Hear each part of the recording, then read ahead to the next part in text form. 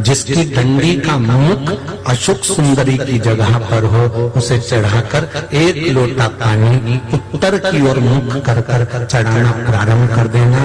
धीरे धीरे परिवार में सेटल होना प्रारंभ हो जाएगा। अशांति समाप्त। ये शांति का अनुभव करा देता।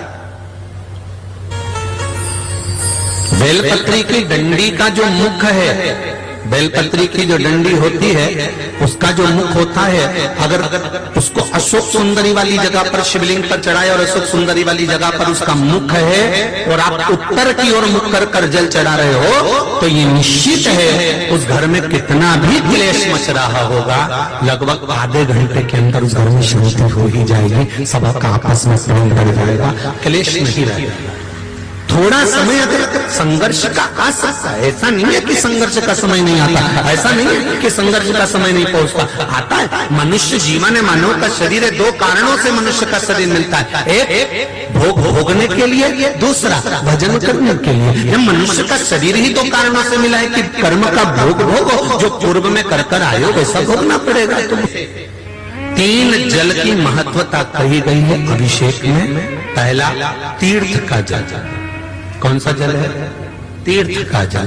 जो भी तीर्थ का जल हमारे पास में होता है, जब हम कोई विशेष कार्य के लिए जा रहे होते हैं और हमारा कार्य सफल नहीं हो रहा, तो फिर तीर्थ के जल को शंकर भगवान के किसी भी मंदिर में जाकर उत्तर की ओर मुख कर कर उस जल को समर्पित कर दीजिए। आपका वो कार्य बाबा सफल जरूर करेगा। तीर्थ के जल से बल प्राप्त होता है। घर में अगर अरहर की पत्ती हो, अरहर की जो दाल होती है, तुअर की जो दाल होती है, उसकी जो पत्ती होती है, वृक्ष का पौधा जो होता है उसकी जो पत्ती होती है, जब रोग में ग्रसित हो गया व्यक्ति और डॉक्टर ने कह दिया इसको कैंसर है या इसकी किडनी है, इसका लीवर खराब हो गया है, डैमेज हो गया है, इसका डायलिसिस चालू होगा, अब वो डायलिसिस की तैयारी करे, उससे पहले आप अरहर की पत्ती का जल शिव को समर्पित करना प्रारंभ कर दीजिए। डायलिसिस की जरूरत नहीं पड़ेगी, भगवान चाहेगा तो बचा लेगा, किडनी लीवर काम करना प्रारंभ करेंगे। ये अभिषेक शिव महापुराण के तत्व है। तीसरा,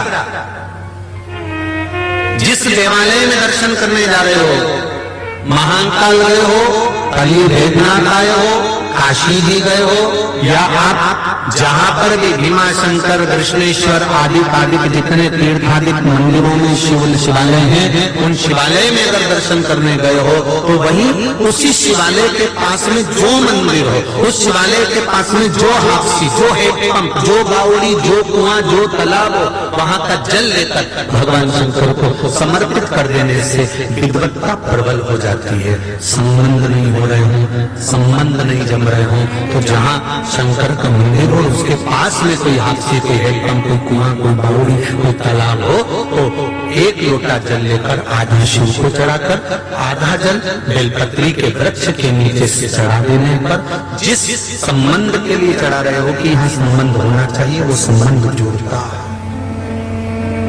संबंध होगा। और मेरी जीजियां बैठी हुई हैं, माताएं बैठी हुई हैं, मेरे भाई लोग बैठे हैं, बच्चे लोग बैठे हैं, छोटे छोटे से नवयुवक बच्चे भी बैठे हुए हैं। उनसे कहूंगा कि पहले अगर भोजन करने जाना, चाहे होटल में कर लो, चाहे जाकर घर में, चाहे मेहमानी में कर लो, नमक को हाथ बाद में लगाना, ये शिव महापुराण की कथा कह रही है, वो बाद में छुआ जाएगा, बाद में छूना, सबसे पहले भोजन को हाथ लगाना। क्यों? क्योंकि अन्नपूर्णा देवी ने कहा, विश्वनाथ जी, ऐ शंभु, ऐ त्रिकालदर्शी है, कैलाशी है, अविनाशी, आप मेरे देव दिव्य महादेव हैं, आपने भोजन के इस थाली में से सबसे पहले मिष्टान को क्यों उठाया?